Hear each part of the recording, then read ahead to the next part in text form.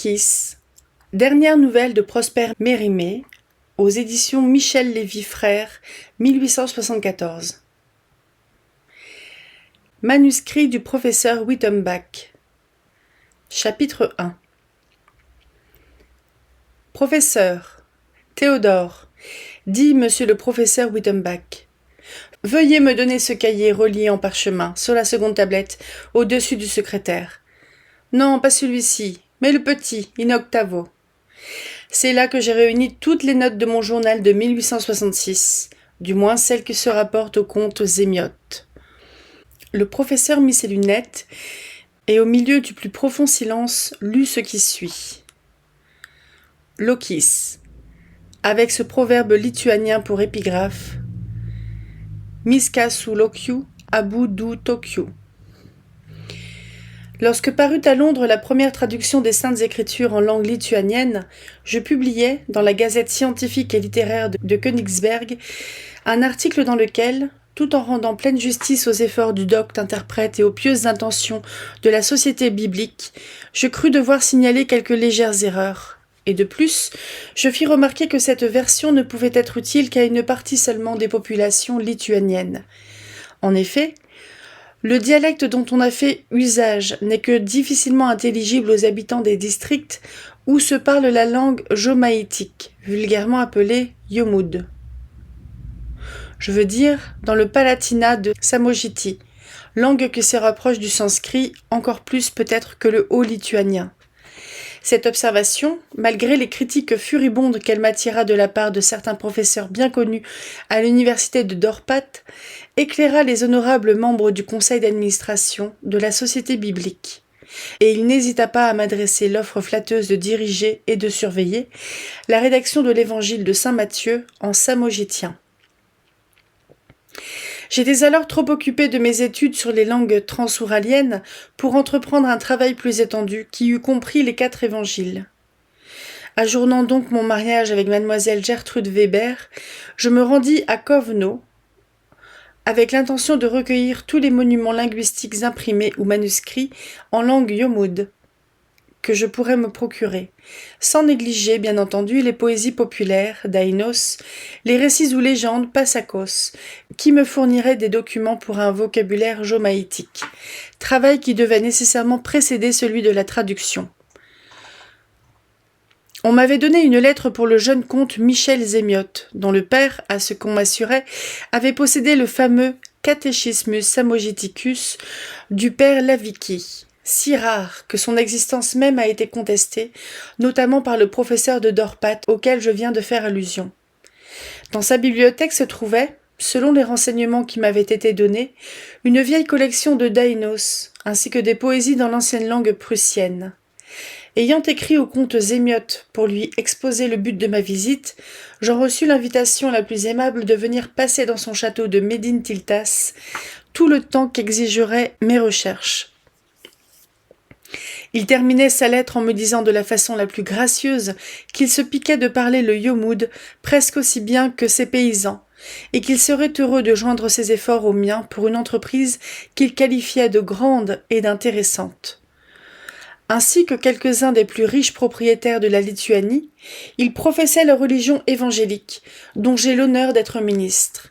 On m'avait prévenu que le comte n'était pas exempt d'une certaine bizarrerie de caractère, très hospitalier d'ailleurs, ami des sciences et des lettres, et particulièrement bienveillant pour ceux qui les cultivent. Je partis donc pour Médine-Tiltas. Au perron du château, je fus reçu par l'intendant du comte qui me conduisit aussitôt à l'appartement préparé pour me recevoir.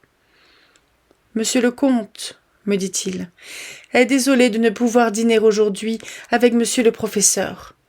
Il est tourmenté de la migraine, maladie à laquelle il est malheureusement un peu sujet. Si monsieur le professeur ne désire pas être servi dans sa chambre, il dînera avec monsieur le docteur Frober, médecin de madame la comtesse. On dîne dans 1 heure, on ne fait pas de toilette.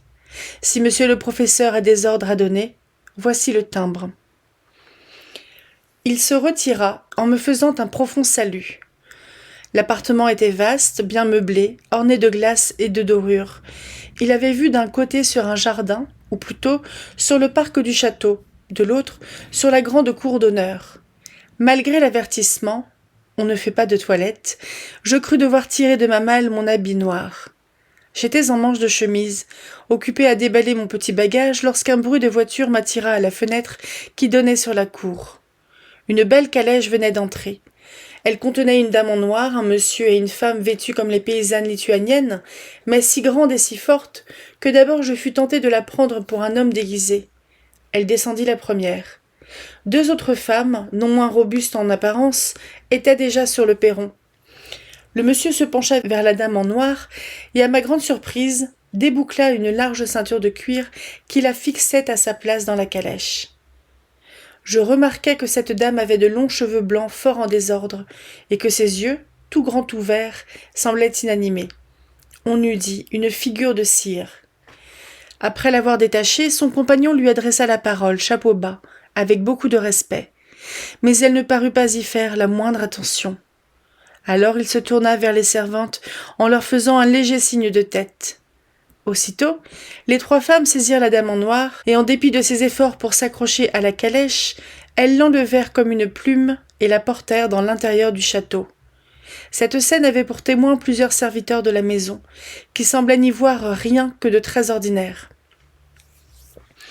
L'homme qui avait dirigé l'opération tira sa montre et demanda si on allait bientôt dîner. « Dans un quart d'heure, monsieur le docteur, » lui répondit-on. Je n'eus pas de peine à deviner que je voyais le docteur Frober et que la dame en noir était la comtesse. D'après son âge, je conclus qu'elle était la mère du comte Zémiotte, et les précautions prises à son égard annonçaient assez que sa raison était altérée. Quelques instants après, le docteur lui-même entra dans ma chambre. « Monsieur le comte est en souffrant, » me dit-il. « Je suis obligé de me présenter moi-même à monsieur le professeur. Le docteur Frober, à vous rendre mes devoirs. Enchanté de faire la connaissance d'un savant dont le mérite est connu de tous ceux qui lisent la gazette scientifique et littéraire de Königsberg. Auriez-vous pour agréable conservi ?» Je répondis de mon mieux à ses compliments, et lui dis que, s'il était temps de se mettre à table, j'étais prête à le suivre. Dès que nous entrâmes dans la salle à manger, un maître d'hôtel nous présenta, selon l'usage du Nord, un plateau d'argent chargé de liqueurs et de quelques mets salés et fortement épicés, propres à exciter l'appétit. « Permettez-moi, monsieur le professeur, » me dit le docteur, « de vous recommander, en ma qualité de médecin, un verre de cette Starka, vrai eau-de-vie de cognac, depuis 40 ans dans le fût. C'est la mère des liqueurs. Prenez un anchois de Drontheim. Rien n'est plus propre à ouvrir et préparer le tube digestif, organe des plus importants. Et maintenant, à table. Pourquoi ne parlerions-nous pas en allemand? Vous êtes de Königsberg, moi de Memel, mais j'ai fait mes études à Iéna. De la sorte nous serons plus libres, et les domestiques, qui ne savent que le polonais et le russe, ne nous comprendront pas. » Nous mangeâmes d'abord en silence, puis, après avoir pris un dernier verre de vin de Madère, je demandai au docteur si le comte était fréquemment incommodé de l'indisposition qui nous privait aujourd'hui de sa présence. « Oui et non, » répondit le docteur. « Cela dépend des excursions qu'il fait. »« Comment cela ? Lorsqu'il va sur la route de Rosieny, par exemple, il en revient avec la migraine et l'humeur farouche. Je suis allé à Rosieny moi-même, sans pareil accident. »« Cela tient, monsieur le professeur, » répondit-il en riant, « à ce que vous n'êtes pas amoureux. » Je soupirai en pensant à mademoiselle Gertrude Weber. « C'est donc à Rosieny, dis-je, que demeure la fiancée de monsieur le comte ? » ?»« Oui, dans les environs. »« Fiancée ? Je n'en sais rien. Une franche coquette. Elle lui fera perdre la tête, comme il est arrivé à sa mère. » « En effet, je crois que madame la comtesse est malade. »« Elle est folle, mon cher monsieur, folle, et le plus grand fou, c'est moi, d'être venu ici. » « Espérons que vos bons soins lui rendront la santé. » Le docteur secoua la tête en examinant avec attention la couleur d'un verre de vin de Bordeaux qu'il tenait à la main. « Tel que vous me voyez, monsieur le professeur, j'étais chirurgien-major au régiment de Kalouga. À Sébastopol, nous étions du matin au soir à couper des bras et des jambes. Je ne parle pas des bombes qui nous arrivaient comme des mouches à un cheval écorché. Eh bien, mal logé, mal nourri, Comme j'étais alors, je ne m'ennuyais pas comme ici, où je mange et bois du meilleur, où je suis logé comme un prince, payé comme un médecin de cour. Mais la liberté, mon cher monsieur, figurez-vous qu'avec cette diablesse, on n'a pas un moment à soi. Y a-t-il longtemps qu'elle est confiée à votre expérience? Moins de 2 ans, mais il y en a 27 au moins qu'elle est folle, dès avant la naissance du comte. On ne vous a pas conté cela à Rosiani, ni à Kovno? Écoutez donc, car c'est un cas sur lequel je veux un jour écrire un article dans le journal médical de Saint-Pétersbourg. Elle est folle de peur. De peur? Comment cela est-il possible? D'une peur qu'elle a eue. Elle est de la famille des Kestout. Oh, dans cette maison, on ne se mésallie pas. Nous descendons, nous, des Guédimines. Donc, monsieur le professeur, 3 jours ou 2 jours après son mariage, qui eut lieu dans ce château où nous dînons, à votre santé, le comte, le père de celui-ci, s'en va à la chasse. Nos dames lituaniennes sont des Amazones, comme vous savez. La comtesse va aussi à la chasse, elle reste en arrière ou dépasse des veneurs, je ne sais lequel. Bon, tout à coup, le comte voit arriver, bride abattu, le petit cosaque de la comtesse, enfant de 12 ou 14 ans. « Maître, dit-il, un ours emporte la maîtresse. »« Où cela ?» dit le comte. « Par là, dit le petit cosaque. Toute la chasse accourt au lieu qu'il désigne. Point de comtesse. Son cheval étranglé d'un côté, de l'autre, sa pelisse en lambeaux. On cherche, on bat le bois en tous sens. Enfin, un veneur s'écrie. « Voilà l'ours !» En effet, l'ours traversait une clairière, traînant toujours la comtesse, sans doute pour aller la dévorer tout à son aise dans un fourré. Car ces animaux-là sont sur leur bouche. Ils aiment, comme les moines, à dîner tranquille. Marié de 2 jours, le comte était fort chevaleresque. Il voulait se jeter sur l'ours, le couteau de chasse au poing. Mais mon cher monsieur, un ours de Lituanie ne se laisse pas transpercer comme un cerf. Par bonheur, le porte-arquebuse du comte, un assez mauvais drôle, ivre ce jour-là à ne pas distinguer un lapin d'un chevreuil, fait feu de sa carabine à plus de 100 pas, sans se soucier de savoir si la balle toucherait la bête ou la femme. Et il tua l'ours, tout raide. Il n'y a que les ivrognes pour ces coups-là. Il y a aussi les balles prédestinées, monsieur le professeur. Nous avons ici des sorciers qui en vendent à juste prix. La comtesse était forte égratignée, sans connaissance, cela va sans dire, une jambe cassée. On l'emporte, elle revient à elle. Mais la raison était partie. On l'amène à Saint-Pétersbourg. Grande consultation, 4 médecins chamarrés, de tous les ordres. Ils disent « Madame la comtesse est grosse. Il est probable que sa délivrance déterminera une crise favorable, qu'on la tienne en bon air à la campagne, du petit lait, de la codéine. » On leur donne 100 roubles à chacun. 9 mois après, la comtesse accouche d'un garçon bien constitué. Mais la crise favorable? Ah bien oui. Redoublement de rage. Le comte lui montre son fils, cela ne manque jamais son effet, dans les romans. « Tuez-le!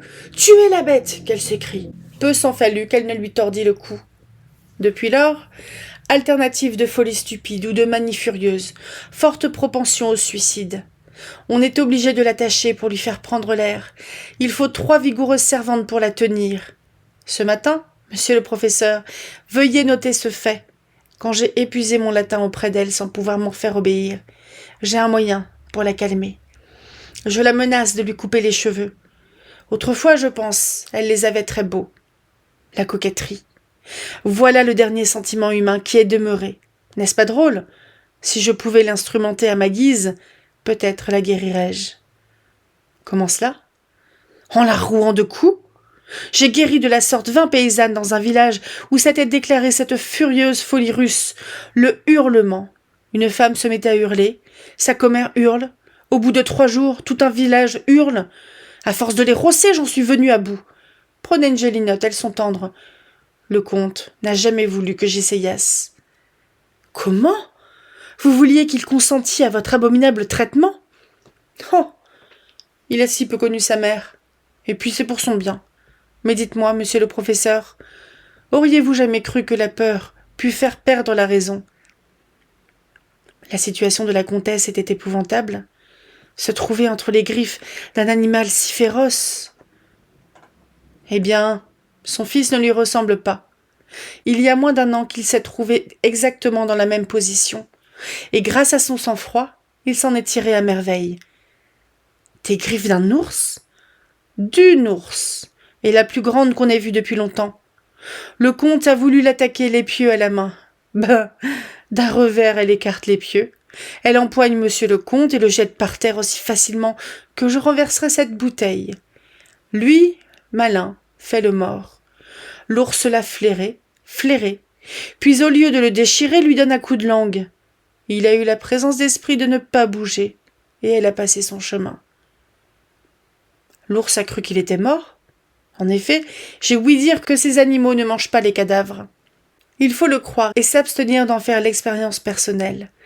Mais à propos de peur, laissez-moi vous conter une histoire de Sébastopol. Nous étions 5 ou 6 autour d'une cruche de bière qu'on venait de nous apporter derrière l'ambulance du fameux bastion numéro 5. La vedette crie « Une bombe !» Nous nous mettons tous à plat ventre. Non, pas tous. Un nommé... Mais il est inutile de dire son nom. Un jeune officier qui venait de nous arriver resta debout, tenant son verre plein, juste au moment où la bombe éclata. Elle emporte la tête de mon pauvre camarade André Speransky, un brave garçon, et cassa la cruche. Heureusement, elle était à peu près vide. Quand nous nous relevâmes après l'explosion, nous voyions au milieu de la fumée notre ami qui avalait la dernière gorgée de sa bière, comme si de rien n'était. Nous le crûmes un héros. Le lendemain, je rencontre le capitaine Gedeonov, qui sortait de l'hôpital. Il me dit « Je dîne avec vous autres aujourd'hui, et pour célébrer ma rentrée, je paye le champagne. » Nous nous mettons à table. Le jeune officier de la bière y était. Il ne s'attendait pas au champagne. On dégoiffe une bouteille près de lui. Paf ! Le bouchon vient le frapper à la tempe. Il pousse un cri et se trouve mal. Croyez que mon héros avait eu diablement peur la première fois, et que s'il avait bu sa bière au lieu de se garer, c'est qu'il avait perdu la tête. Et il ne lui restait plus qu'un mouvement machinal dont il n'avait pas conscience. En effet, monsieur le professeur, la machine humaine... Monsieur le docteur, dit un domestique en entrant dans la salle. La Yadanova dit que madame la comtesse ne veut pas manger. Que le diable l'emporte, grommela le docteur. J'y vais. Quand j'aurai fait manger ma diablesse, monsieur le professeur, nous pourrions, si vous l'aviez pour agréable, faire une petite partie à la préférence ou au Douratchki. Je lui exprimai mes regrets de mon ignorance, et lorsqu'il alla voir sa malade, je passai dans ma chambre et j'écrivis à mademoiselle Gertrude.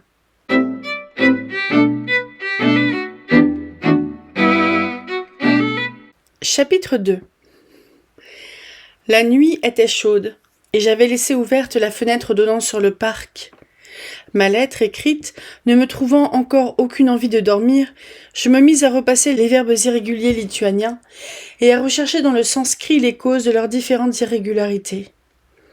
Au milieu de ce travail qui m'absorbait, un arbre assez voisin de ma fenêtre fut violemment agité. J'entendis craquer des branches mortes, et il me sembla que quelque animal fort lourd essayait d'y grimper. Encore tout préoccupé des histoires d'ours que le docteur m'avait racontées, je me levai, non sans un certain émoi, et à quelques pieds de ma fenêtre, dans le feuillage de l'arbre, j'aperçus une tête humaine, éclairée en plein par la lumière de ma lampe. L'apparition ne dura qu'un instant, mais l'éclat singulier des yeux qui rencontrèrent mon regard me frappa plus que je ne saurais dire. Je fis involontairement un mouvement de corps en arrière, puis je courus à la fenêtre, et d'un ton sévère je demandai à l'intrus ce qu'il voulait. Cependant, il descendait en toute hâte, et saisissant une grosse branche entre ses mains, il se laissa pendre, puis tomber à terre, et disparut aussitôt. Je sonnai, un domestique entra. Je lui racontai ce qui venait de se passer. « Monsieur le professeur se sera trompé sans doute. »« Je suis sûr de ce que je dis, » repris-je. « Je crains qu'il n'y ait un voleur dans le parc. »« Impossible, monsieur. Alors c'est donc quelqu'un de la maison ?» Le domestique ouvrait de grands yeux sans me répondre. À la fin, il me demanda si j'avais des ordres à lui donner. Je lui dis de fermer la fenêtre, et je me mis au lit. Je dormis fort bien, sans rêver d'ours ni de voleurs. Le matin, j'achevai ma toilette quand on frappa à ma porte. J'ouvris, et me trouvai en face d'un très grand et beau jeune homme, en robe de chambre boucard et tenant à la main une longue pipe turque. « Je viens vous demander pardon, monsieur le professeur, dit-il, d'avoir si mal accueilli un hôte tel que vous. Je suis le comte Zémiote. » Je me hâtai de répondre que j'avais, au contraire, à le remercier humblement de sa magnifique hospitalité, et je lui demandai s'il était débarrassé de sa migraine. « À peu près, dit-il. Jusqu'à la nouvelle crise, ajouta-t-il avec une expression de tristesse. Êtes-vous tolérablement ici ? Veuillez vous rappeler que vous êtes chez les barbares, il ne faut pas être difficile en Samogétie. Je l'assurai que je me trouvais à merveille. Tout en lui parlant, je ne pouvais m'empêcher de le considérer avec une curiosité que je trouvais moi-même impertinente. Son regard avait quelque chose d'étrange, qui me rappelait malgré moi celui de l'homme que la veille j'avais vu grimper sur l'arbre. « Mais quelle apparence, me disais-je, que monsieur le comte Zémiote grimpe aux arbres la nuit ?» Il avait le front haut et bien développé, quoique un peu étroit. Ses traits étaient d'une grande régularité. Seulement, ses yeux étaient trop rapprochés, et il me sembla que, d'une glandule lacrymale à l'autre, il n'y avait pas la place d'un œil, comme l'exige le canon des sculpteurs grecs. Son regard était perçant. Nos yeux se rencontrèrent plusieurs fois malgré nous, et nous les détournions l'un et l'autre avec un certain embarras. Tout à coup, le comte, éclatant de rire, s'écria. « Vous m'avez reconnu !»« Reconnu ? Oui, vous m'avez surpris hier, faisant le franc polisson. »« Oh, monsieur le comte ! J'avais passé toute la journée très souffrant, enfermé dans mon cabinet. Le soir, me trouvant mieux, je me suis promené dans le jardin. J'ai vu de la lumière chez vous et j'ai cédé à un mouvement de curiosité. J'aurais dû me nommer et me présenter, mais la situation était si ridicule. J'ai eu honte et je me suis enfui. Me pardonnerez-vous de vous avoir dérangé au milieu de votre travail ? » Tout cela était dit d'un ton qui voulait être badin, mais il rougissait et était évidemment mal à son aise. Je fis tout ce qui dépendait de moi pour lui persuader que je n'avais gardé aucune impression fâcheuse de cette première entrevue. Et pour couper court à ce sujet, je lui demandai s'il était vrai qu'il possédât le catéchisme samogitien du père Laviki.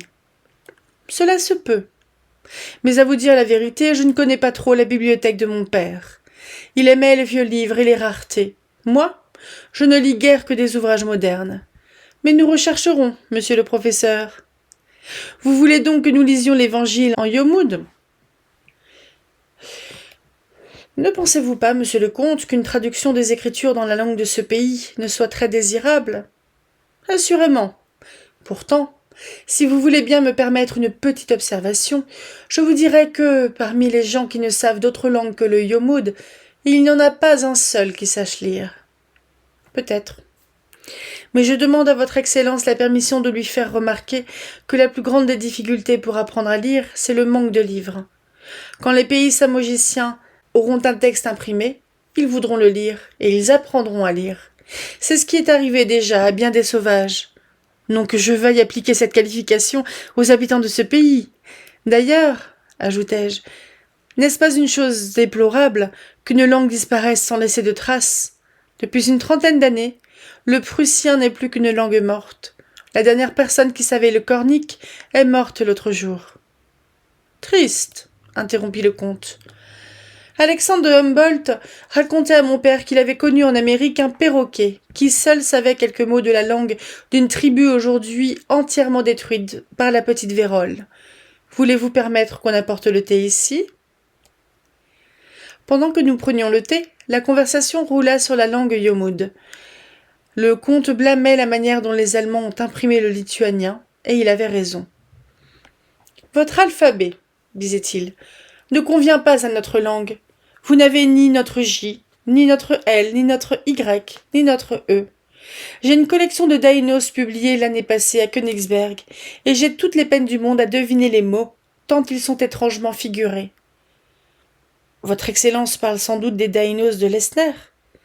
Oui. C'est de la poésie bien plate, n'est-ce pas ? Peut-être eût-il trouvé mieux. Je conviens que, tel qu'il est, ce recueil n'a qu'un intérêt purement philologique. Mais je crois qu'en cherchant bien, on parviendrait à recueillir des fleurs plus suaves parmi vos poésies populaires. Mais hélas, j'en doute fort, malgré tout mon patriotisme. Il y a quelques semaines, on m'a donné à Wilno Une ballade vraiment belle, de plus historique. La poésie en est remarquable. Me permettriez-vous de vous la lire? Je l'ai dans mon portefeuille. Très volontiers. Il s'enfonça dans son fauteuil après m'avoir demandé la permission de fumer. Je ne comprends la poésie qu'en fumant, dit-il.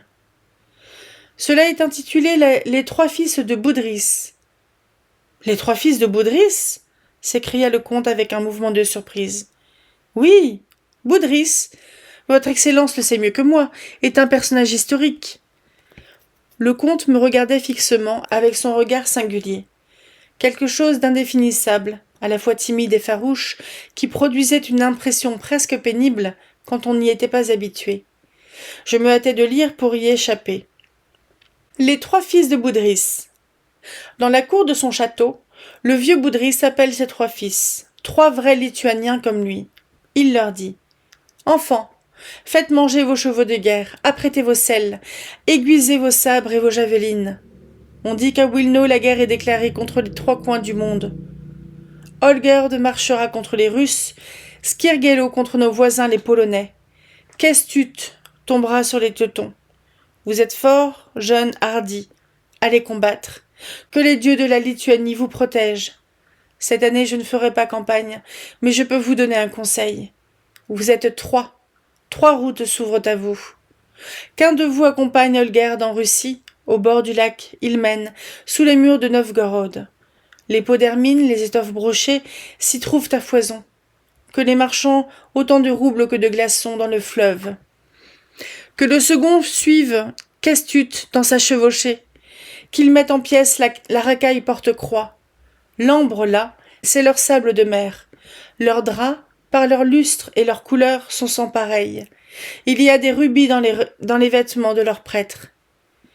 Que le troisième passe le Niemen avec Skirgelo. De l'autre côté, il trouvera de vils instruments de labourage. En revanche, il pourra choisir de bonnes lances, de forts boucliers, et il m'en ramènera une bru. Les filles de Pologne, enfants, sont les plus belles de nos captives, folâtres comme des chattes, blanches comme la crème. Sous leurs noirs sourcils, leurs yeux brillent comme deux étoiles. Quand j'étais jeune, il y a un demi-siècle, j'ai ramené de Pologne une belle captive qui fut ma femme. Depuis longtemps, elle n'est plus, mais je ne puis regarder de ce côté du foyer sans penser à elle. Il donne sa bénédiction aux jeunes gens, qui déjà sont armés et en selle. Ils partent. L'automne vient, puis l'hiver. Ils ne reviennent pas. Déjà, le vieux Boudris les tient pour morts. Vient une tourmente de neige. Un cavalier s'approche, couvrant de sa burqa noire quelques précieux fardeaux. « C'est un sac, dit Boudris. Il est plein de roubles, de Novgorod. »« Non, père. Je vous amène une bru de Pologne. » Au milieu d'une tourmente de neige, un cavalier s'approche et sa burqa se gonfle sur quelques précieux fardeaux. « Qu'est cela, enfant? De l'ambre jaune d'Allemagne? » Non, père, je vous amène une bru de Pologne. La neige tombe en rafale. Un cavalier s'avance, cachant sous sa burqa quelques fardeaux précieux. Mais avant qu'il ait montré son butin, Boudris a convié ses amis à une troisième noce. « Bravo, monsieur le professeur !» s'écria le comte. « Vous prononcez le Yomoud à merveille. Mais qui vous a communiqué cette jolie Daïna ?»« Une demoiselle, dont j'ai eu l'honneur de faire la connaissance à Wilno, chez la princesse Katarzyna Patch. »« Et vous l'appelez ?»« La Panna Iwinska. »« Mademoiselle Yulka !» s'écria le comte. « La petite folle, j'aurais dû la deviner. Mon cher professeur, vous savez le Yomoud et toutes les langues savantes. Vous avez lu tous les vieux livres, mais vous vous êtes laissé mystifier par une petite fille qui n'a lu que des romans. Elle vous a traduit en Yomoud plus ou moins correct une des jolies ballades de Mickiewicz que vous n'avez pas lue, parce qu'elle n'est pas plus vieille que moi. Si vous le désirez, je vais vous la montrer en polonais, ou si vous préférez une excellente traduction russe, je vous donnerai Pouchkine. J'avoue que je demeurais tout interdit. Quelle joie pour le professeur de Drobat si j'avais publié comme original la Daïna des fils de Boudris. Au lieu de s'amuser de mon embarras, le comte, avec une exquise politesse, se hâta de détourner la conversation. « Ainsi, dit-il, vous connaissez mademoiselle Yulka ? J'ai eu l'honneur de lui être présenté. Et qu'en pensez-vous ? Soyez franc. C'est une demoiselle fort aimable. Cela vous plaît à dire? Elle est très jolie. Oh! Comment? N'a-t-elle pas les plus beaux yeux du monde? Oui. Une peau d'une blancheur vraiment extraordinaire. Je me rappelle un gazelle persan où un amant célèbre la finesse de la peau de sa maîtresse. Quand elle boit du vin rouge, dit-il, on le voit passer le long de sa gorge. La Pana Ivinska m'a fait penser à ces vers persans. Peut-être mademoiselle Yulka présente-t-elle ce phénomène? Mais je ne sais trop si elle a du sang dans les veines. Elle n'a point de cœur. Elle est blanche comme la neige et froide comme elle. Il se leva et se promena quelque temps par la chambre sans parler, et comme il me semblait pour cacher son émotion. Puis s'arrêtant tout à coup, « Pardon, dit-il, nous parlions, je crois, de poésie populaire. » En effet, monsieur le comte. Il faut convenir après tout qu'elle a très joliment traduit Mickiewicz. Folâtre comme une chatte, blanche comme la neige. Ses yeux brillent comme des étoiles. C'est son portrait. Ne trouvez-vous pas? Tout à fait, monsieur le comte. Et quant à cette espièglerie, très déplacée sans doute, la pauvre enfant s'ennuie chez une vieille tante. Elle mène une vie de couvent. À Wilno, elle allait dans le monde. Je l'ai vue dans un bal donné pour les officiers du régiment de... Ah oui, de jeunes officiers. Voilà la société qui lui convient. Rire avec l'un, médire avec l'autre. Faire des coquetteries à tous. Voulez-vous voir la bibliothèque de mon père, monsieur le professeur? Je le suivis jusqu'à une grande galerie où il y avait beaucoup de livres bien reliés, mais rarement ouverts, comme on pouvait en juger à la poussière qui en couvrait les tranches. Qu'on juge de ma joie, lorsqu'un des premiers volumes que je tirai d'une armoire se trouva être le Catechismus Samogiticus. Je ne puis m'empêcher de jeter un cri de plaisir. Il faut qu'une sorte de mystérieuse attraction exerce son influence à notre insu. Le comte prit le livre, et après l'avoir feuilleté négligemment, écrivit sur la garde. À monsieur le professeur Wittenbach, offert par Michel Zémiotte. Je ne saurais exprimer ici le transport de ma reconnaissance, et je me promis mentalement qu'après ma mort, ce livre précieux ferait l'ornement de la bibliothèque de l'université, où j'ai pris mes grades. Veuillez considérer cette bibliothèque comme votre cabinet de travail, me dit le comte. Vous n'y serez jamais dérangé.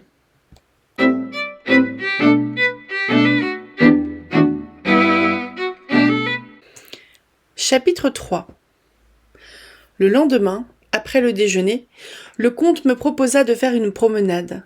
Il s'agissait de visiter un kappa, c'est ainsi que les Lituaniens appellent les tumulus auxquels les Russes donnent le nom de kurgan, très célèbre dans le pays, parce qu'autrefois les poètes et les sorciers, c'était tout un, s'y réunissaient en certaines occasions solennelles. « J'ai, me dit-il, un cheval fort doux à vous offrir. Je regrette de ne pouvoir vous mener en calèche, mais en vérité, le chemin où nous allons nous engager n'est nullement carrossable.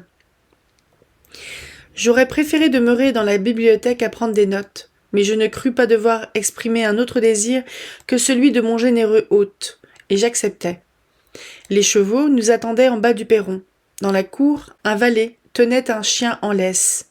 Le comte s'arrêta un instant, et se tournant vers moi, « Monsieur le professeur, vous connaissez-vous en chien ?»« Fort peu, votre Excellence. »« La staroste de Zorani, où j'ai une terre, m'envoie cet épagnol, dont il dit merveille. Permettez-vous que je le voie ?» Il appela le valet qui lui amena le chien. C'était une fort belle bête. Déjà familiarisé avec cet homme, le chien sautait gaiement et semblait plein de feu. Mais à quelques pas du comte, il mit la queue entre les jambes, se rejeta en arrière et parut frappé d'une terreur subite. Le comte le caressa, ce qui le fit hurler d'une façon lamentable, et après l'avoir considéré quelque temps avec l'œil d'un connaisseur, il dit « Je crois qu'il sera bon, qu'on en ait soin. » Puis il se mit en selle. « Monsieur le professeur, » me dit le comte, dès que nous fûmes dans l'avenue du château, « vous venez de voir la peur de ce chien. J'ai voulu que vous en fussiez témoin par vous-même. En votre qualité de savant, vous devez expliquer les énigmes. Pourquoi les animaux ont-ils peur de moi? En vérité, monsieur le comte, vous me faites l'honneur de me prendre pour un Oedipe. Je ne suis qu'un pauvre professeur de linguistique comparée. Il se pourrait... Notez, interrompit-il, que je ne bats jamais les chevaux ni les chiens. Je me ferais scrupule de donner un coup de fouet à une pauvre bête qui fait une sottise sans le savoir. Pourtant, vous ne sauriez croire l'aversion que j'inspire aux chevaux et aux chiens. Pour les habituer à moi, il me faut 2 fois plus de peine et 2 fois plus de temps que n'en mettrait un autre. Tenez, le cheval que vous montez. J'ai été longtemps avant de le réduire. Maintenant, il est doux comme un mouton. Je crois, monsieur le comte, que les animaux sont physionomistes, et qu'ils découvrent tout de suite si une personne qu'ils voient pour la première fois a ou non du goût pour eux. Au contraire, quelques personnes ont une partialité naturelle pour certaines bêtes, qui s'en aperçoivent à l'instant. Pour moi, par exemple, j'ai depuis mon enfance une prédilection instinctive pour les chats. Rarement ils s'enfuient quand je m'approche pour les caresser. Jamais un chat ne m'a griffé. Cela est fort possible, dit le comte. En effet, je n'ai pas ce qui s'appelle du goût pour les animaux. Ils ne valent guère mieux que les hommes. Je vous mène, monsieur le professeur, dans une forêt où, à cette heure, existe florissant l'empire des bêtes. La Matesnik, la grande matrice, la grande fabrique des êtres. Oui, selon nos traditions nationales, personne n'en a sondé les profondeurs. Personne n'a pu atteindre le centre de ces bois et de ces marécages, excepté, bien entendu, messieurs les poètes et les sorciers qui pénètrent partout. Là vivent en république les animaux, ou sous un gouvernement constitutionnel, je ne saurais dire lequel des deux. Les lions, les ours, les élans, les joubres, ce sont nos zourous. Tout cela fait très bon ménage. Le mammouth, qui s'est conservé là, jouit d'une grande considération. Il est, je crois, maréchal de la diète. Ils ont une police très sévère et quand ils trouvent quelque bête vicieuse, ils la jugent et l'exilent. Elle tombe alors de fièvre en chaud mal. Elle est obligée de s'aventurer dans le pays des hommes. Peu en réchappent. Fort curieuse légende, m'écriai-je. Mais monsieur le comte, vous parlez de loup rousse, ce noble animal que César a décrit dans ses commentaires et que les rois mérovingiens chassaient dans la forêt de Compiègne. Existe-t-il réellement encore en Lituanie, ainsi que je l'ai ouï dire? Assurément. Mon père a tué lui-même un joubre, avec une permission du gouvernement, bien entendu. Vous avez pu en voir la tête dans la grande salle. Moi, je n'en ai jamais vu. Je crois que les joubres sont très rares. En revanche, nous avons ici des loups et des ours, à foison. C'est pour une rencontre possible avec un de ces messieurs que j'ai apporté cet instrument. Il montrait une tchécole circassienne qu'il avait en bandoulière. Et mon groom porte à l'arçon une carabine à 2 coups. Nous commencions à nous engager dans la forêt. Bientôt, le sentier fort étroit que nous suivions disparut. À tout moment, nous étions obligés de tourner autour d'arbres énormes, dont les branches basses nous barraient le passage. Quelques-uns, morts de vieillesse et renversés, nous présentaient comme un rempart couronné par une ligne de chevaux de frise impossible à franchir. Ailleurs, nous rencontrions des mares profondes couvertes de nénuphars et de lentilles d'eau. Plus loin, nous voyions des clairières dont l'herbe brillait comme des émeraudes. Mais malheur à qui s'y aventurerait, car cette riche et trompeuse végétation cache d'ordinaire des gouffres de boue où cheval et cavalier disparaîtraient à jamais. Les difficultés de la route avaient interrompu notre conversation. Je mettais tous mes soins à suivre le comte, et j'admirais l'imperturbable sagacité avec laquelle il se guidait sans boussole, et retrouvait toujours la direction idéale qu'il fallait suivre pour arriver au Kappa. Il était évident qu'il avait longtemps chassé dans ces forêts sauvages.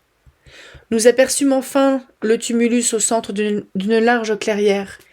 Il était fort élevé, entouré d'un fossé encore bien reconnaissable malgré les broussailles et les éboulements. Il paraît qu'on l'avait déjà fouillé. Au sommet, je remarquai les restes d'une construction en pierre, dont quelques-unes étaient calcinées. Une quantité notable de cendres mêlées de charbon et çà et là des tessons de poterie grossière attestaient qu'on avait entretenu du feu au sommet du tumulus pendant un temps considérable. Si on ajoute foi aux traditions vulgaires, des sacrifices humains auraient été célébrés autrefois sur les Kappas. Mais il n'y a guère de religion éteinte à laquelle on ait imputé ces rites abominables. Et je doute qu'on puisse justifier pareille opinion à l'égard des anciens Lituaniens par des témoignages historiques. Nous descendions le tumulus, le comte et moi, pour retrouver nos chevaux, que nous avions laissés de l'autre côté du fossé, lorsque nous vîmes s'avancer vers nous une vieille femme s'appuyant sur un bâton et tenant une corbeille à la main. « Mes bons seigneurs, nous dit-elle en nous joignant, veuillez me faire la charité, pour l'amour du bon Dieu. Donnez-moi de quoi acheter un verre d'eau-de-vie pour réchauffer mon pauvre corps. » Le comte lui jeta une pièce d'argent et lui demanda ce qu'elle faisait dans le bois, si loin de tout endroit habité. Pour toute réponse, elle lui montra son panier qui était rempli de champignons. Bien que mes connaissances en botanique soient fort bornées, il me sembla que plusieurs de ces champignons appartenaient à des espèces vénéneuses. « Bonne femme, lui dis-je, vous ne comptez pas, j'espère, manger cela ?»« Mon bon seigneur, répondit la vieille avec un sourire triste, les pauvres gens mangent tout ce que le bon Dieu leur donne. »« Vous ne connaissez pas nos estomacs lituaniens, reprit le comte. Ils sont doublés de fer blanc. Nos paysans mangent tous les champignons qu'ils trouvent et ne s'en portent que mieux. Empêchez-la du moins de goûter de l'Agaricus necator que je vois dans son panier, m'écriai-je. Et j'étendis la main pour prendre un champignon des plus vénéneux, mais la vieille retira vivement le panier. « Prends garde, dit-elle d'un ton d'effroi. Ils sont gardés. Pirkuns, Pirkuns. Pirkuns, pour le dire en passant, est le nom samogitien de la divinité que les Russes appellent Perun. C'est le Jupiter tonnant des Slaves. Si je fus surpris d'entendre la vieille invoquer un dieu du paganisme, je le fus bien davantage de voir les champignons se soulever. La tête noire d'un serpent en sortit et s'éleva d'un pied au moins hors du panier. Je fis un saut en arrière et le comte cracha par-dessus son épaule, selon l'habitude superstitieuse des Slaves, qui croient détourner ainsi les maléfices, à l'exemple des anciens Romains. La vieille posa le panier à terre, s'accroupit à côté. Puis, la main étendue vers le serpent, elle prononça quelques mots inintelligibles qui avaient l'air d'une incantation. Le serpent demeura immobile pendant 1 minute, puis s'enroulant autour du bras décharné de la vieille, disparut dans la manche de sa capote en peau de mouton, qui, avec une mauvaise chemise, composait, je crois, tout le costume de cette Circé lituanienne. La vieille nous regardait avec un petit rire de triomphe, comme un escamoteur qui vient d'exécuter un tour difficile. Il y avait dans sa physionomie ce mélange de finesse et de stupidité qui n'est pas rare chez les prétendus sorciers, pour la plupart à la fois dupes et fripons. « Voici, me dit le comte en allemand, un échantillon de couleur locale, une sorcière qui charme un serpent, au pied d'un kappa, en présence d'un savant professeur et d'un ignorant gentilhomme lituanien. Cela ferait un joli sujet de tableau de genre pour votre compatriote Knos. Avez-vous envie de vous faire tirer votre bonne aventure ? Vous avez ici une belle occasion. » Je lui répondis que je me garderais bien d'encourager de semblables pratiques. « J'aime mieux, ajoutai-je, lui demander si elle ne sait pas quelques détails sur la curieuse tradition dont vous m'avez parlé. « Bonne femme, dis-je à la vieille, n'as-tu pas entendu parler d'un canton de cette forêt où les bêtes vivent en communauté, ignorant l'empire de l'homme ?» La vieille fit un petit signe de tête affirmatif, et avec son rire moitié niais, moitié malin. « J'en viens, dit-elle. Les bêtes ont perdu leur roi. Noble, le lion est mort. Les bêtes vont élire un autre roi. Vas-y, tu seras roi peut-être. »« Que dis-tu là, la mère ?» s'écria le comte, éclatant de rire. « Sais-tu bien à qui tu parles ? Tu ne sais pas que monsieur est... Comment diable dit-on un professeur en Yomoud ? Monsieur est un grand savant, un sage, un waidelote. » La vieille le regarda avec attention. « J'ai tort, dit-elle. C'est toi qui dois aller là-bas. Tu seras leur roi, non pas lui. Tu es grand, tu es fort, tu as griffes et dents. »« Que dites-vous des épigrammes qu'elle nous décoche ?» me dit le comte. « Tu sais le chemin, ma petite mère ?» lui demanda-t-il. Elle lui indiqua de la main une partie de la forêt. « Ouida » reprit le comte. « Et le marais, comment fais-tu pour le traverser ?»« Vous saurez, monsieur le professeur, que du côté qu'elle indique est un marais infranchissable, un lac de boue liquide recouverte d'herbes vertes. L'année dernière, un cerf blessé par moi s'est jeté dans ce marécage. Je l'ai vu s'enfoncer lentement, lentement. Au bout de 2 minutes, je ne voyais plus que son bois. Bientôt tout a disparu, et 2 de mes chiens avec lui. » Mais moi, je ne suis pas lourde, dit la vieille en ricanant. Je crois que tu traverses le marécage sans peine, sur un manche à balai. Un éclair de colère brilla dans les yeux de la vieille. Mon bon seigneur, dit-elle, en reprenant le ton traînant et nasillard des mendiants, n'aurais-tu pas une pipe de tabac à donner à une pauvre femme? Tu ferais mieux, ajouta-t-elle en baissant la voix, de chercher le passage du marais que d'aller à Daogueli. Daogueli? S'écria le comte en rougissant. Que veux-tu dire? Je ne pus m'empêcher de remarquer que ce mot produisait sur lui un effet singulier. Il était évidemment embarrassé. Il baissa la tête, et afin de cacher son trouble se donna beaucoup de peine pour ouvrir son sac à tabac, suspendu à la poignée de son couteau de chasse. « Non, ne va pas à Daogueli, reprit la vieille. La petite colombe blanche n'est pas ton fait. N'est-ce pas, Pirkunz? En ce moment, la tête du serpent sortit par le collet de la vieille capote et s'allongea jusqu'à l'oreille de sa maîtresse. Le reptile, dressé sans doute à ce manège, remuait les mâchoires comme s'il parlait. « Il dit que j'ai raison, » ajouta la vieille. Le comte lui mit dans la main une poignée de tabac. « Tu me connais ?» lui demanda-t-il. « Non, mon bon seigneur. Je suis le propriétaire de Médine Tiltas. Viens me voir un de ces jours. Je te donnerai du tabac et de l'eau de vie. » La vieille lui baisa la main et s'éloigna à grands pas. En un instant, nous l'eûmes perdu de vue. Le comte demeura pensif, nouant et dénouant les cordons de son sac, sans trop savoir ce qu'il faisait. « Monsieur le professeur, me dit-il, après un long silence, vous allez vous moquer de moi. Cette vieille drôlesse me connaît mieux qu'elle ne le prétend, et le chemin qu'elle vient de me montrer, après tout, il n'y a rien de bien étonnant dans tout cela. Je suis connu dans le pays comme le loup blanc. La coquine m'a vu plus d'une fois sur le chemin du château de Daogueli. Il y a là une demoiselle à marier. Elle en a conclu que j'en étais amoureux. Puis quelque joli garçon lui aura graissé la patte pour qu'elle m'annonçât sinistre aventure. Tout cela saute aux yeux.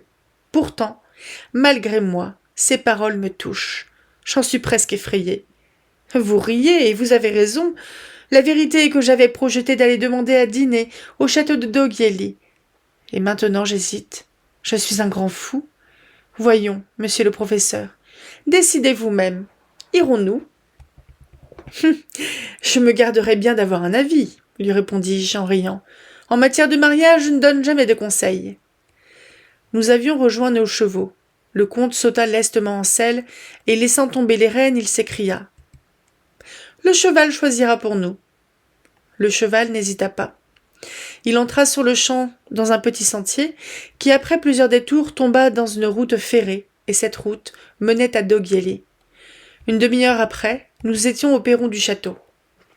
Au bruit que firent nos chevaux, une jolie tête blonde se montra à une fenêtre entre deux rideaux.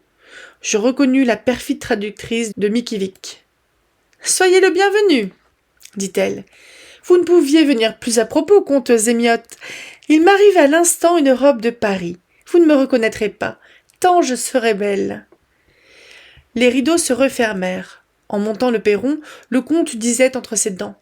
« Assurément, ce n'est pas pour moi qu'elle ait traîné cette robe. » Il me présenta à madame Dogiello, la tante de la Panna Iwinska, qui me reçut obligeamment et me parla de mes derniers articles dans la Gazette scientifique et littéraire de Königsberg. « Monsieur le professeur, dit le comte, vient se plaindre à vous de mademoiselle Julienne qui lui a joué un tour très méchant. »« C'est une enfant, monsieur le professeur, il faut lui pardonner. Souvent elle me désespère avec ses folies. À 16 ans, moi, j'étais plus raisonnable qu'elle ne l'est à 20. Mais c'est une bonne fille au fond, et elle a toutes les qualités solides. Elle est très bonne musicienne, elle peint divinement les fleurs, elle parle également bien le français, l'allemand, l'italien, elle brode, et elle fait des vers Jomund, ajouta le comte en riant. Elle en est incapable, s'écria madame Dogiello, à qui il fallut expliquer l'espièglerie de sa nièce. Madame Dogiello était instruite et connaissait les antiquités de son pays. Sa conversation me plut singulièrement. Elle lisait beaucoup nos revues allemandes et avait des notions très saines sur la linguistique. J'avoue que je ne m'aperçus pas du temps que mademoiselle Iwinska mit à s'habiller.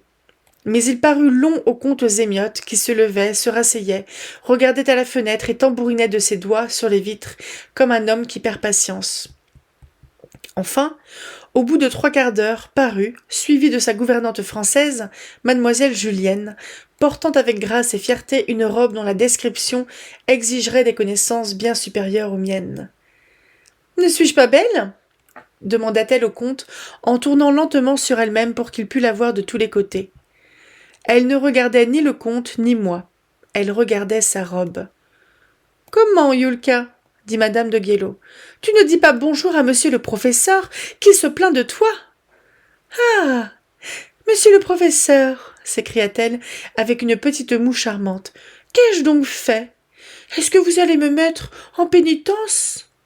« Nous nous y mettrions nous-mêmes, mademoiselle, lui répondis-je, si nous nous privions de votre présence. Je suis loin de me plaindre, je me félicite au contraire d'avoir appris grâce à vous que la muse lituanienne renaît, plus brillante que jamais. » Elle baissa la tête, et mettant ses mains devant son visage, en prenant soin de ne pas déranger ses cheveux, « Pardonnez-moi, je ne le ferai plus, dit-elle, du ton d'un enfant qui vient de voler des confitures.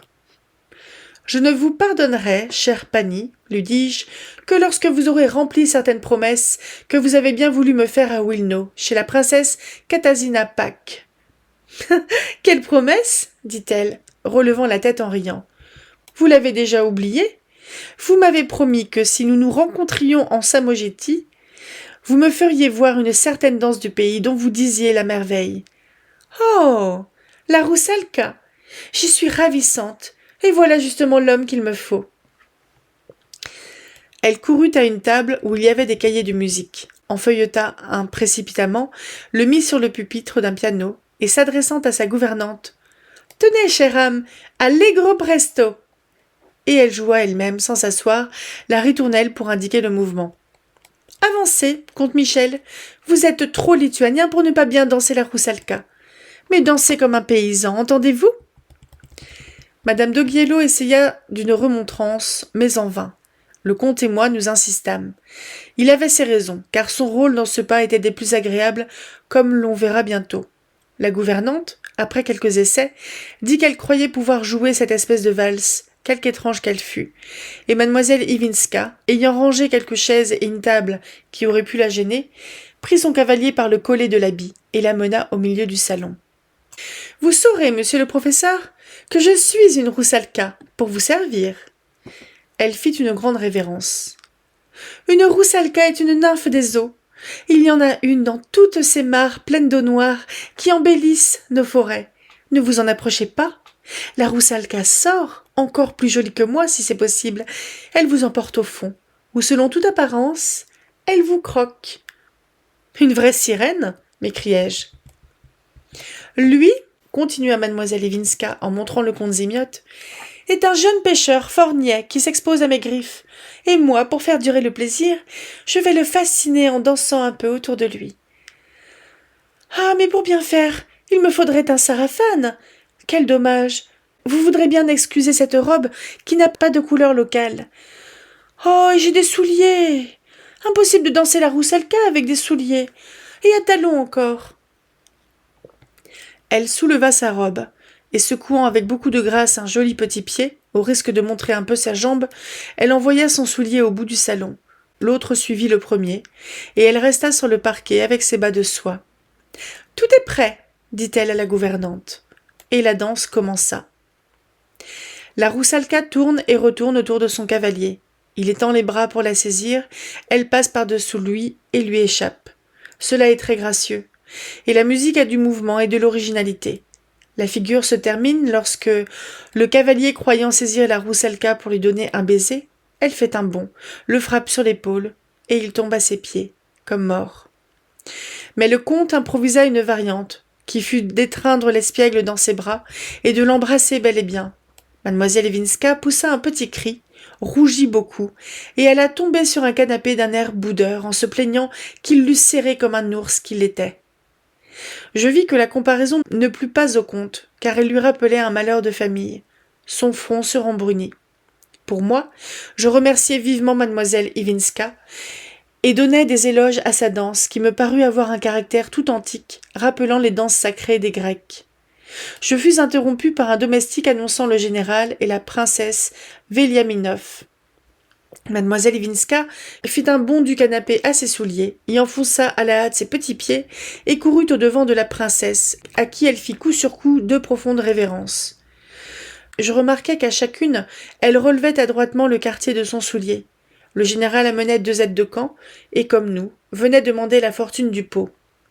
Dans tout autre pays, je pense qu'une maîtresse de maison eût été un peu embarrassée de recevoir à la fois 6 hôtes inattendus et de bon appétit.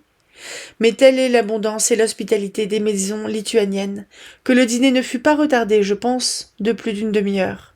Seulement, il y avait trop de pâté, chaud et froid.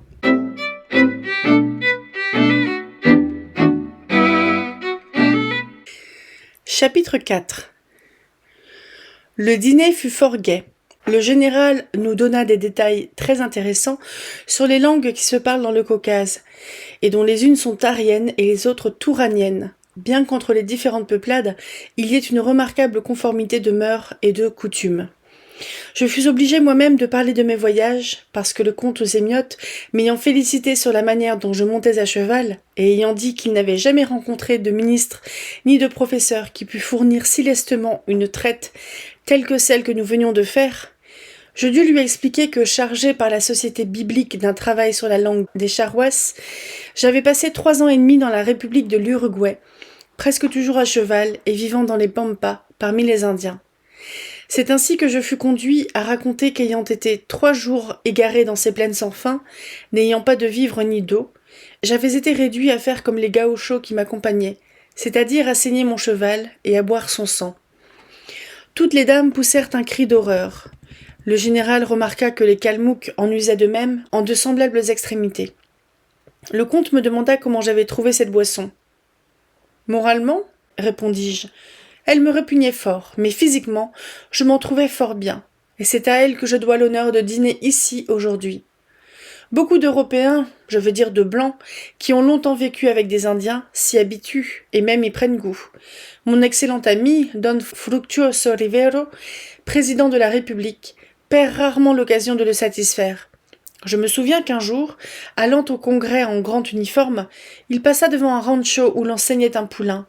Il s'arrêta, descendit de cheval pour demander un chupon, une sucée, après quoi il prononça un de ses plus éloquents discours.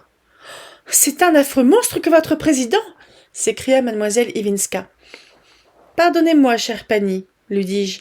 C'est un homme très distingué, d'un esprit supérieur.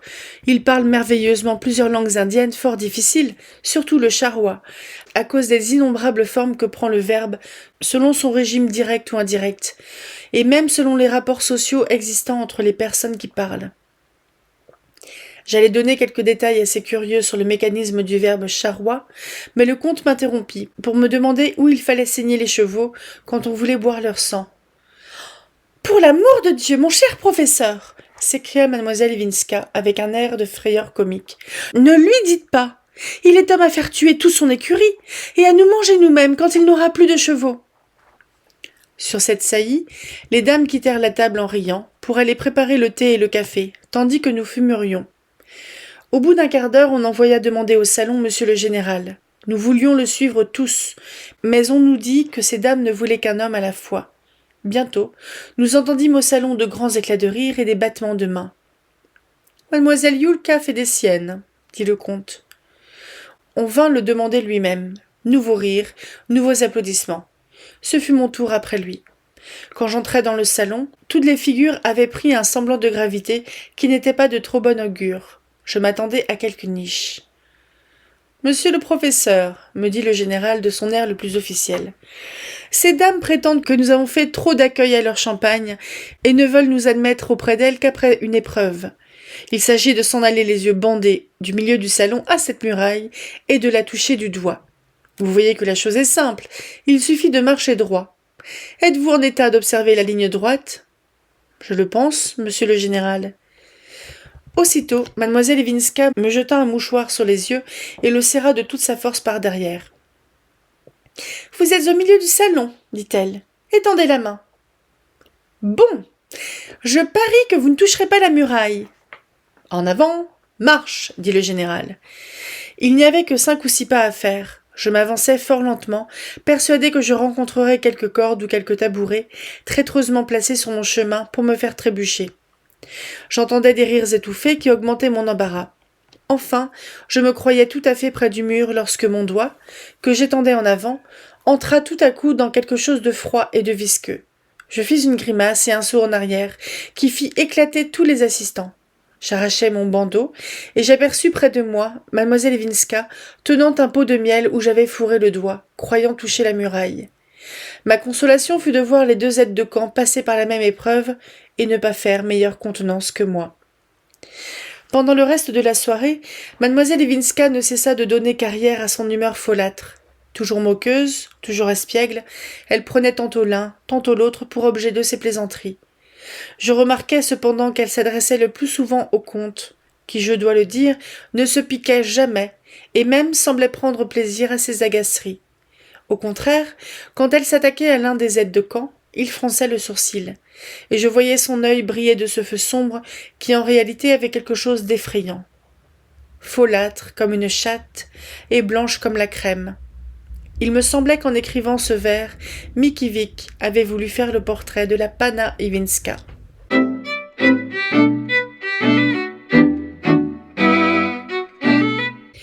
Chapitre 5. On se retira assez tard. Dans beaucoup de grandes maisons lituaniennes, on voit une argenterie magnifique, de beaux meubles, des tapis de Perse précieux. Et il n'y a pas, comme dans notre chère Allemagne, de bons lits à plumes à offrir à un hôte fatigué. Riche ou pauvre, gentilhomme ou paysan, un Slave sait fort bien dormir sur une planche. Le château de Dogieli ne fait point exception à la règle générale. Dans la chambre où l'on nous conduisit, le comte et moi, il n'y avait que 2 canapés recouverts en maroquin. Cela ne m'effrayait guère, car dans mes voyages, j'avais couché souvent sur la terre nue, et je me moquais un peu des exclamations du comte sur le manque de civilisation de ses compatriotes. Un domestique vint nous tirer nos bottes et nous donna des robes de chambre et des pantoufles. Le comte, après avoir ôté son habit, se promena quelque temps en silence. Puis, s'arrêtant devant le canapé où déjà je m'étais étendu, « Que pensez-vous, me dit-il, de Yulka ? Je la trouve charmante. Oui, mais si coquette. Croyez-vous qu'elle ait du goût réellement pour ce petit capitaine blond ? L'aide de camp ? Comment pourrais-je le savoir ? C'est un fat, donc il doit plaire aux femmes. Je nie la conclusion, monsieur le comte. Voulez-vous que je vous dise la vérité ? Mademoiselle Iwinska pense beaucoup plus à plaire au comte Zemiot qu'à tous les aides de camp de l'armée. Il rougit sans me répondre, mais il me sembla que mes paroles lui avaient fait un sensible plaisir. Il se promena encore quelque temps, sans parler, puis, ayant regardé sa montre. « Ma foi, dit-il, nous ferions bien de dormir, car il est tard. » Il prit son fusil et son couteau de chasse, qu'on avait déposés dans notre chambre, et les mit dans une armoire dont il retira la clé. « Voulez-vous la garder ?» me dit-il, en me la remettant à ma grande surprise. « Je pourrais l'oublier. Assurément, vous avez plus de mémoire que moi. » Le meilleur moyen de ne pas oublier vos armes, lui dis-je, serait de les mettre sur cette table près de votre sofa. Non. Tenez, à parler franchement, je n'aime pas à avoir des armes près de moi quand je dors. Et la raison ? La voici. Quand j'étais au hussard de Grodno, je couchais un jour dans une chambre avec un camarade. Mes pistolets étaient sur une chaise auprès de moi. La nuit, je suis réveillé par une détonation. J'avais un pistolet à la main, j'avais fait feu, et la balle avait passé à 2 pouces de la tête de mon camarade.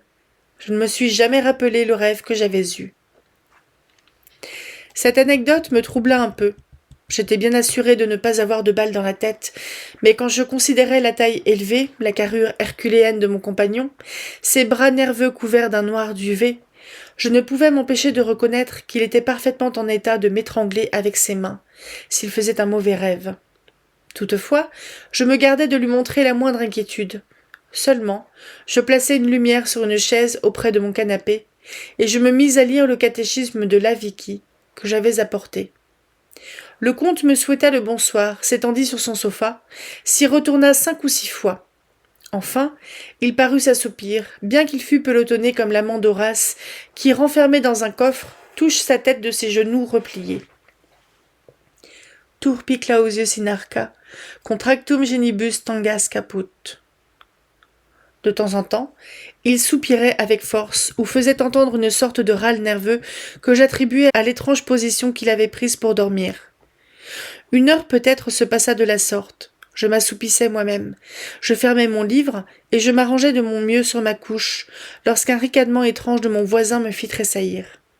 Je regardais le comte. Il avait les yeux fermés. Tout son corps frémissait, et de ses lèvres entr'ouvertes s'échappaient quelques mots à peine articulés. Bien fraîche, bien blanche. Le professeur ne sait ce qu'il dit. Le cheval ne vaut rien. Quel morceau friand! Puis il se mit à mordre à belles dents le coussin où posait sa tête, et en même temps, il poussa une sorte de rugissement si fort qu'il se réveilla. Pour moi, je demeurai immobile sur mon canapé et fis semblant de dormir. Je l'observais pourtant. Il s'assit, se frotta les yeux, soupira tristement, et demeura près d'1 heure sans changer de posture, absorbé comme il semblait dans ses réflexions. J'étais cependant fort mal à mon aise, et je me promis intérieurement de ne jamais coucher à côté de monsieur le comte. À la longue pourtant, la fatigue triompha de l'inquiétude, et lorsqu'on entra le matin dans notre chambre, nous dormions l'un et l'autre d'un profond sommeil.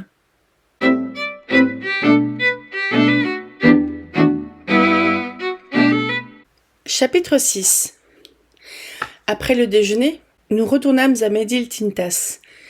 Là, ayant trouvé le docteur Frober seul, je lui dis que je croyais le comte malade, qu'il avait des rêves affreux, qu'il était peut-être somnambule et qu'il pouvait être dangereux dans cet état. « Je me suis aperçu de tout cela, » me dit le médecin. « Avec une organisation athlétique, il est nerveux comme une jolie femme. Peut-être tient-il cela de sa mère. Elle a été diablement méchante ce matin. Je ne crois pas beaucoup aux histoires de peur et d'envie de femmes grosses, mais ce qui est certain, c'est que la comtesse est maniaque, et la manie est transmissible par le sang. »« Mais le comte, repris-je, est parfaitement raisonnable. Il a l'esprit juste, il est instruit, beaucoup plus que je ne l'aurais cru, je vous l'avoue. Il aime la lecture. D'accord, mon cher monsieur. Mais il est souvent bizarre. Il s'enferme quelquefois pendant plusieurs jours. Souvent, il rôde la nuit. Il lit des livres incroyables, de la métaphysique allemande, de la physiologie, que sais-je. Hier encore, il lui en est arrivé un ballot de Leipzig. Faut-il parler net? Un Hercule a besoin d'une hébé. Il y a ici des paysannes très jolies. Le samedi soir, après le bain, on les prendrait pour des princesses. Il n'y en a pas une qui ne fût fière de distraire monsieur. À son âge, moi, le diable m'emporte. Non, il n'a pas de maîtresse, il ne se marie pas, il a tort. Il lui faudrait un dérivatif. Le matérialisme grossier du docteur me choquant au dernier point, je terminai brusquement l'entretien en lui disant que je faisais des vœux pour que le comte Zémiote trouvât une épouse digne de lui. Ce n'est pas sans surprise, je l'avoue, que j'avais appris du docteur ce goût du comte pour les études philosophiques. Cet officier de hussards, ce chasseur passionné, lisant de la métaphysique allemande et s'occupant de physiologie, cela renversait mes idées. Le docteur avait dit vrai cependant, et dès le jour même, j'en eus la preuve. « Comment expliquez-vous, monsieur le professeur, me dit-il brusquement vers la fin du dîner, comment expliquez-vous la dualité ou la duplicité de notre nature ?» Et comme il s'aperçut que je ne le comprenais pas parfaitement, il reprit.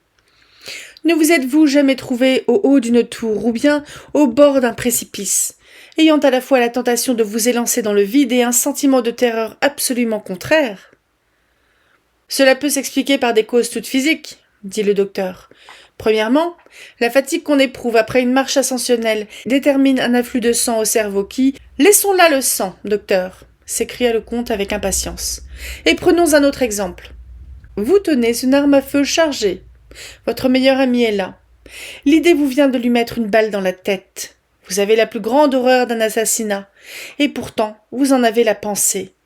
Je crois, messieurs, que si toutes les pensées qui nous viennent en tête dans l'espace d'1 heure, je crois que si toutes vos pensées, monsieur le professeur, que je tiens pour un sage, étaient écrites, elles formeraient un volume in folio peut-être, d'après lequel il n'y a pas un avocat qui ne plaidât avec succès votre interdiction, pas un juge qui ne vous mit en prison ou bien dans une maison de fous.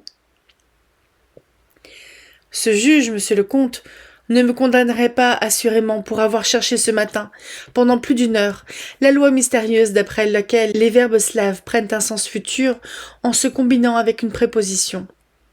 Mais si par hasard j'avais eu quelque autre pensée, quelle preuve en tirer contre moi?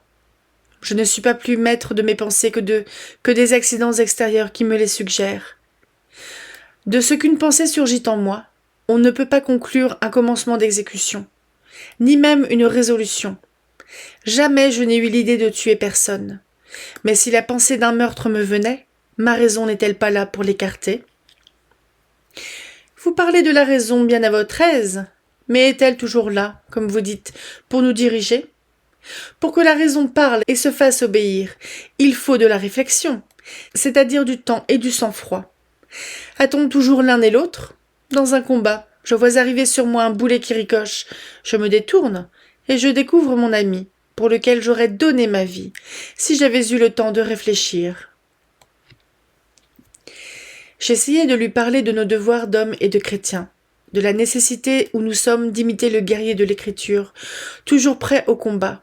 Enfin, je lui fis voir qu'en luttant sans cesse contre nos passions, nous acquérions des forces nouvelles pour les affaiblir et les dominer. Je ne réussis, je le crains, qu'à le réduire au silence, et il ne paraissait pas convaincu. Je demeurai encore une dizaine de jours au château. Je fis une autre visite à Doghieli, mais nous n'y couchâmes point. Comme la première fois, mademoiselle Ivinska se montra espiègle et enfant gâté. Elle exerçait sur le comte une sorte de fascination, et je ne doutais pas qu'il n'en fût fort amoureux. Cependant, il connaissait bien ses défauts et ne se faisait pas d'illusions. Il la savait coquette, frivole, indifférente à tout ce qui n'était pas pour elle un amusement. Souvent, je m'apercevais qu'il souffrait intérieurement de la savoir si peu raisonnable. Mais dès qu'elle lui avait fait quelques petites mignardises, il oubliait tout. Sa figure s'illuminait et il rayonnait de joie. Il voulut m'emmener une dernière fois à Doghieli, la veille de mon départ. Peut-être parce que je restais à causer avec la tante pendant qu'il allait se promener au jardin avec la nièce. Mais j'avais fort à travailler, et je dus m'excuser, quelle que fût son insistance. Il revint dîner, bien qu'il nous eût dit de ne pas l'attendre, il se mit à table et ne put manger. Pendant tout le repas, il fut sombre et de mauvaise humeur. De temps à autre, ses sourcils se rapprochaient et ses yeux prenaient une expression sinistre. Lorsque le docteur sortit pour se rendre auprès de la comtesse, le comte me suivit dans ma chambre et me dit tout ce qu'il avait sur le cœur. « Je me repens bien, s'écria-t-il, de vous avoir quitté pour aller voir cette petite folle qui se moque de moi et qui n'aime que les nouveaux visages. Mais heureusement, tout est fini entre nous. J'en suis profondément dégoûté, et je ne la reverrai jamais. » Il se promena quelque temps de long en large selon son habitude, puis il reprit. « Vous avez cru peut-être que j'en étais amoureux. C'est ce que pense cet imbécile de docteur. Non, je ne l'ai jamais aimé. Sa mine rieuse m'amusait. Sa peau blanche me faisait plaisir à voir. Voilà tout ce qu'il y a de bon chez elle. La peau surtout. De cervelle? Point. Jamais je n'ai vu en elle autre chose qu'une jolie poupée, bonne à regarder quand on s'ennuie et qu'on n'a pas de livre nouveau. Sans doute, on peut dire que c'est une beauté. Sa beauté est merveilleuse, monsieur le professeur. Le sang qui est sous cette peau doit être meilleur que celui d'un cheval, qu'en pensez-vous? Et il se mit à éclater de rire, mais ce rire faisait mal à entendre. Je pris congé de lui le lendemain pour continuer mes explorations dans le nord du Palatinat.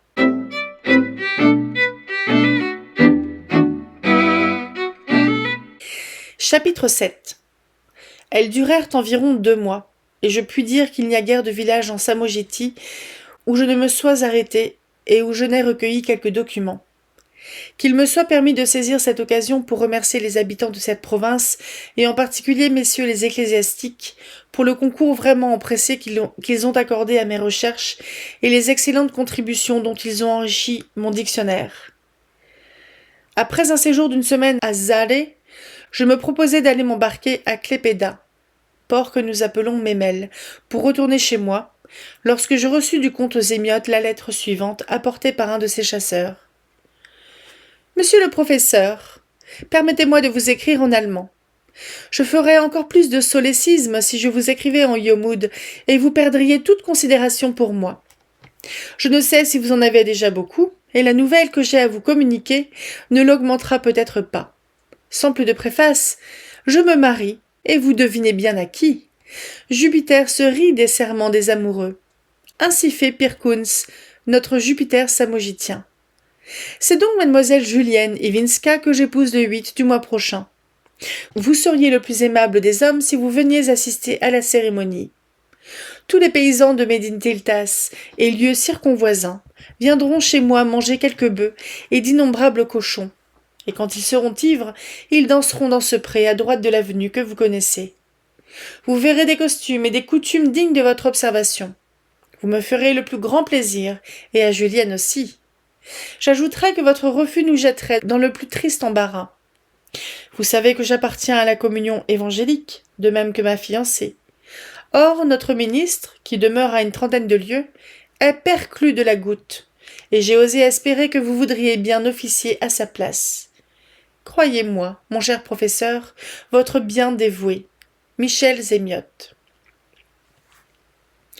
Au bas de la lettre, en forme de post-scriptum, une assez jolie main féminine avait ajouté en Yomoud.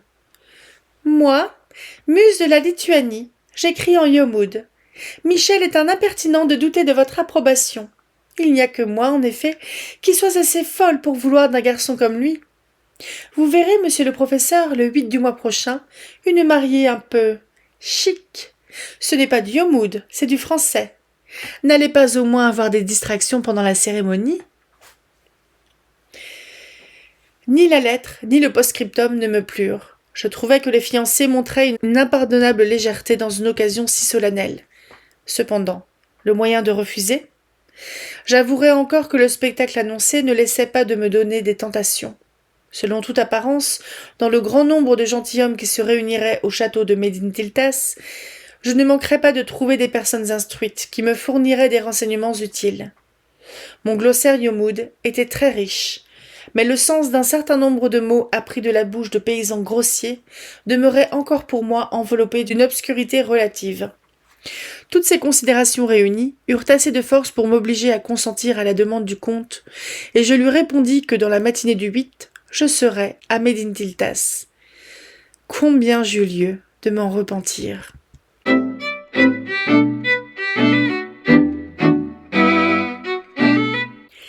Chapitre 8. En entrant dans l'avenue du château, j'aperçus un grand nombre de dames et de messieurs en toilette du matin, groupés sur le perron ou circulant dans les allées du parc. La cour était pleine de paysans endimanchés. Le château avait un air de fête. Partout, des fleurs, des guirlandes, des drapeaux et des festons. L'intendant me conduisit à la chambre qui m'avait été préparée au rez-de-chaussée, en me demandant pardon de ne pouvoir m'en offrir une plus belle. Mais il y avait tant de monde au château, qu'il avait été impossible de me conserver l'appartement que j'avais occupé à mon premier séjour, et qui était destiné à la femme du maréchal de la noblesse. Ma nouvelle chambre, d'ailleurs, était très convenable, ayant vue sur le parc et au-dessous de l'appartement du comte. Je m'habillai en hâte pour la cérémonie, je revêtis ma robe, mais ni le comte ni sa fiancée ne paraissaient. Le comte était allé la chercher à Doghieli. Depuis longtemps, ils auraient dû être arrivés. Mais la toilette d'une mariée n'est pas une petite affaire, et le docteur avertissait les invités que le déjeuner ne devant avoir lieu qu'après le service religieux, les appétits trop impatients feraient bien de prendre leurs précautions à un certain buffet garni de gâteaux et de toutes sortes de liqueurs. Je remarquai à cette occasion combien l'attente excite à la médisance. 2 mères de jolies demoiselles invitées à la fête ne tarissaient pas en épigrammes contre la mariée. Il était plus de midi quand une salve de boîtes et de coups de fusil signala son arrivée. Et bientôt après, une calèche de gala entra dans l'avenue, tirée par 4 chevaux magnifiques. À l'écume qui couvrait leur poitrail, il était facile de voir que le retard n'était pas de leur fait. Il n'y avait dans la calèche que la mariée, madame Doghiello, et le comte. Il descendit et donna la main à madame Doghiello. Mademoiselle Iwinska, par un mouvement plein de grâce et de coquetterie enfantine, fit mine de vouloir se cacher sous son châle pour échapper au regard curieux qui l'entourait de tous les côtés. Pourtant, elle se leva debout dans la calèche, et elle allait prendre la main du comte quand les chevaux du brancard, effrayés peut-être de la pluie de fleurs que les paysans lançaient à la mariée, peut-être aussi éprouvant cette étrange terreur que le comte Zémiotte inspirait aux animaux, se cabrèrent en s'ébrouant. Une roue heurta la borne au pied du perron, et on put croire qu'un accident allait avoir lieu. Mademoiselle Iwinska laissa échapper un petit cri. On fut bientôt rassuré. Le comte, la saisissant dans ses bras, l'emporta jusqu'au haut du perron aussi facilement que s'il n'avait tenu qu'une colombe. Nous applaudissions tous à son adresse et à sa galanterie chevaleresque.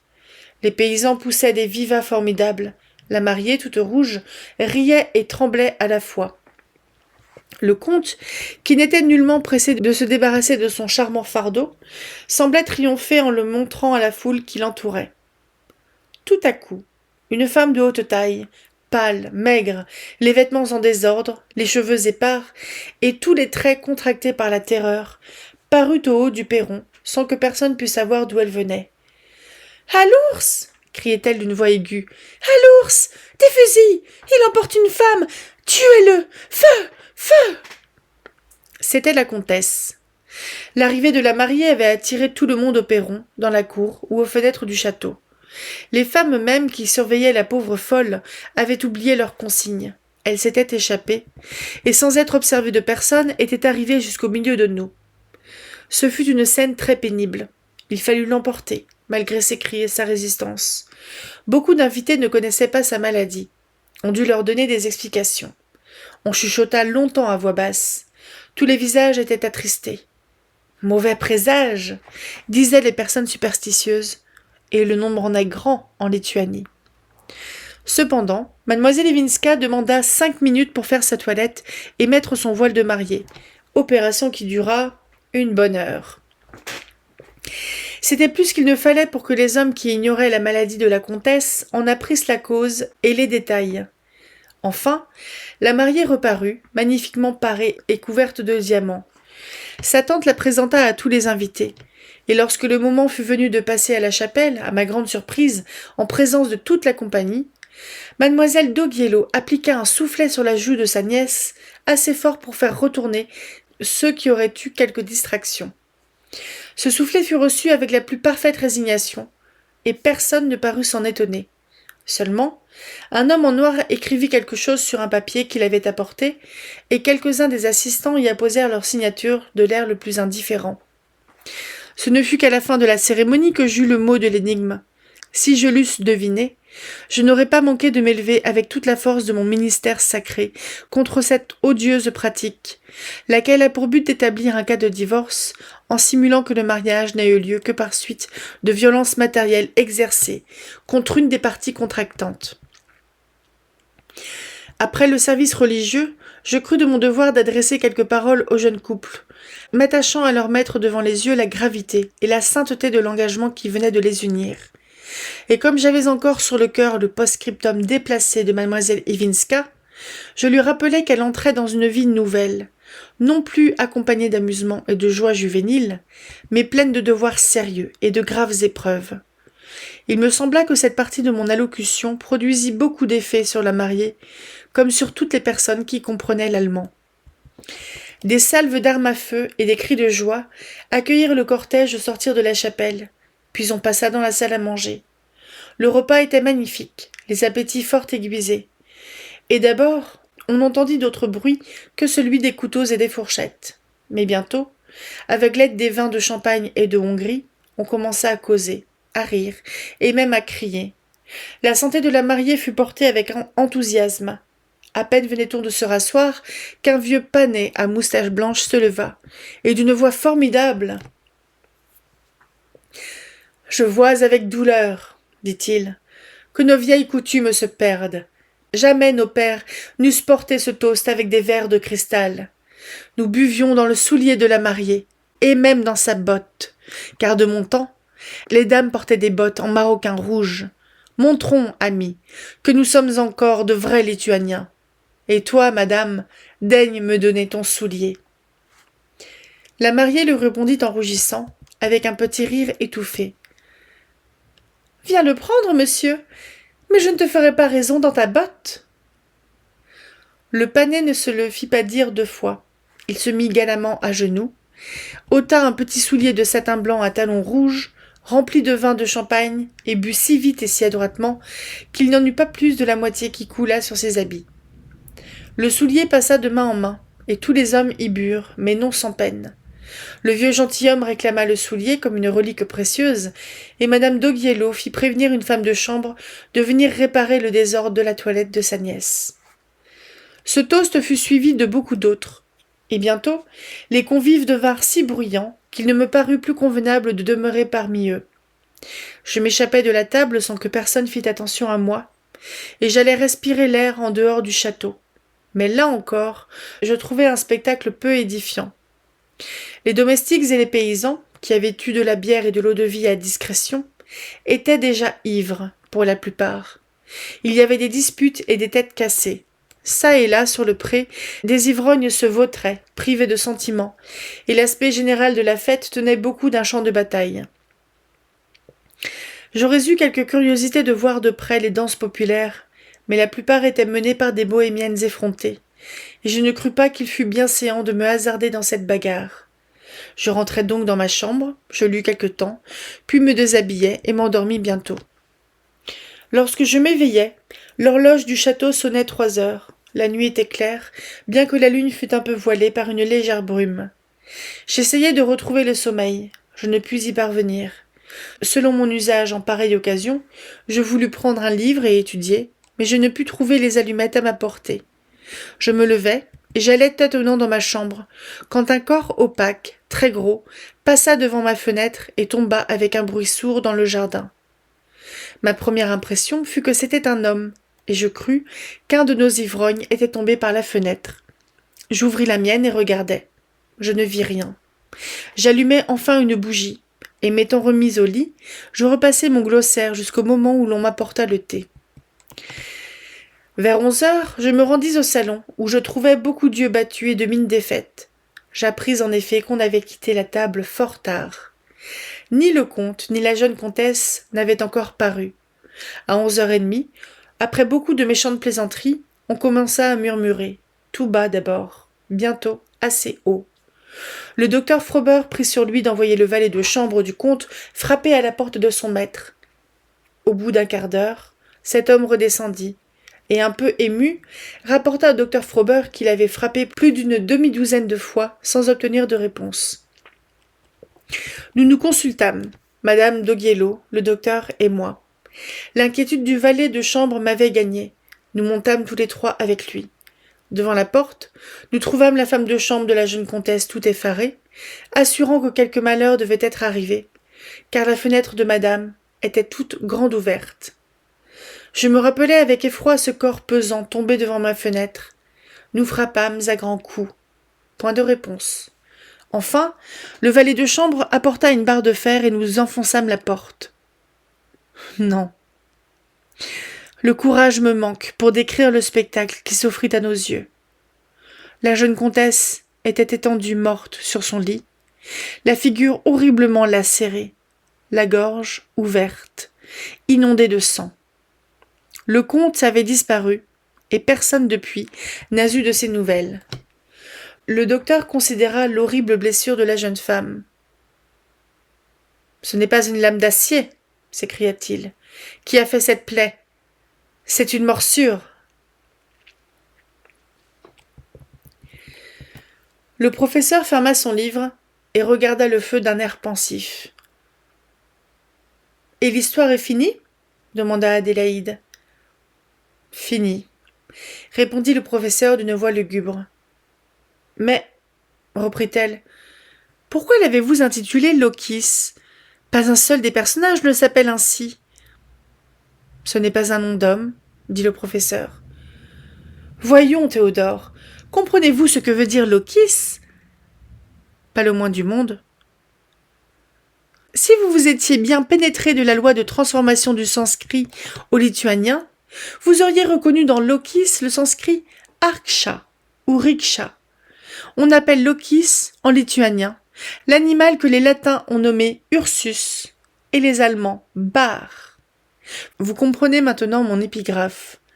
Miska su lokiu, Abu Tokyo. Vous savez que dans le roman de Renard, l'ours s'appelle Damp Brun. Chez les Slaves, on le nomme Michel, Miska en lituanien, et ce surnom remplace presque toujours le nom générique, Lokis. C'est ainsi que les Français ont oublié leur mot néo-latin de goupil, ou gorpil, pour y substituer celui de renard. Je vous en citerai bien d'autres exemples. Mais Adélaïde remarqua qu'il était tard, et on se sépara.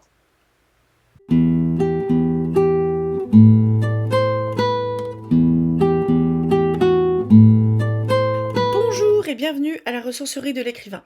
On se retrouve pour un vlog lecture sur une deuxième nouvelle de Prosper Mérimée, donc qui s'appelle Lokis. Alors, je m'excuse d'avance parce qu'il y avait beaucoup de termes étrangers dans la nouvelle. Donc, il devait y avoir de l'allemand, du latin, du lituanien. Il y avait même un terme grec, mais qui était écrit en grec. Donc, je me suis abstenue de le lire. C'était tout à la fin. Mais je pense que j'ai quand même massacré quelques prononciations, mais c'est des prononciations que je ne maîtrise pas du tout. Pour la petite histoire aussi, j'ai lu les 2 premiers chapitres hier et j'ai continué aujourd'hui parce que c'est quand même un peu long. Enfin, j'ai pas trouvé ça spécialement chiant, honnêtement. J'ai plutôt apprécié la nouvelle. Je trouve qu'il y a un suspense qui. J'ai eu une impression de suspense qui a duré un peu tout le long de la nouvelle, même si c'est une impression de suspense qui n'est pas non plus. On n'est pas sur une lecture hyper haletante. Je pense que c'est pas le but, mais on est vraiment, je trouve, sur une lecture de fantastique où, au fil de l'histoire, en fait, on va avoir des contes qui sont rapportés, notamment l'histoire de. Je crois bien que c'était le père et la mère du conte qui se sont fait attaquer par un ours. Le père par une ours, la mère par un ours, elle a survécu. Et on est clairement sur du folklore et tout ça. Mais j'ai trouvé ça assez intéressant parce que justement, on est sur des choses qui, qui sortent peut-être un petit peu de l'ordinaire et sur des. Ça m'a fait penser un petit peu à Rebelle, si je me trompe pas, dans le Disney, où là on est, il me semble bien, on est en Écosse. Mais de toute façon, bon, je pense que les ours, de manière générale, font beaucoup partie d'histoires folkloriques des endroits où ils vivent. Et après, bon, l'aspect du professeur qui parle de linguistique et compagnie dans une nouvelle, la linguistique, j'en ai fait un tout petit peu quand j'étais à la fac. J'ai trouvé que c'était un genre de maths appliqué aux langues. J'ai trouvé ça très complexe à comprendre, à appréhender à la fac. Ce qui fait que quand ça vient parler de grammaire et des compagnies là-dedans, euh, c'est un petit peu le genre de truc qui me fait lever les yeux au ciel, genre, oh, c'est bon. Mais bon, on comprend juste que le professeur, il est vraiment beaucoup dans ses recherches et quelque part le compte aussi. Et je trouve qu'au niveau du foreshadowing, donc le foreshadowing, c'est une technique scénaristique qui consiste à semer quelques petits indices et quand la révélation arrive, c'est bon sang, mais c'est bien sûr. Ce qui veut dire qu'il peut y avoir, dans le cadre du cinéma ou de la série télé, des spectateurs qui ont tenu compte de ces indices qui ont mené à une conclusion qu'ils avaient compris, ils avaient comprise avant que ça se passe. Et d'autres, en fait, comme moi j'avais capté le truc là, mais moi de manière de manière générale, je peux me faire pas mal balader quand il y a des indices et tout ça. Parce que soit je les vois pas, ou soit ils me mènent à d'autres conclusions. Je pense que je serais une très mauvaise enquêtrice. Mais là, je trouvais qu'ils étaient quand même bien menés et qu'ils menaient vers un côté fantastique. Bon, je dois vous avouer que la fiche Wikipédia, on est sur un homme avec. Vous voyez un petit peu il y avait une image où on était sur un visage dessiné et un visage qui subit plusieurs modifications dans l'image suivante et la suivante et la suivante et la suivante. pour arriver à une tête d'animal. Donc on était sur il y avait une image sur la fiche Wikipédia de cette nouvelle où on avait un espèce d'entre-deux, entre l'homme, entre l'ours. C'était assez lupin d'ailleurs, ça faisait assez loup. Ce qui faisait que je me demandais si on n'allait pas avoir une histoire de loup-garou, et donc je savais plus ou moins qu'il y avait une histoire de loup-garou dans les nouvelles que j'allais lire. Donc ça aurait pu être celle-là. Mais donc là on a un ours-garou, peut-être.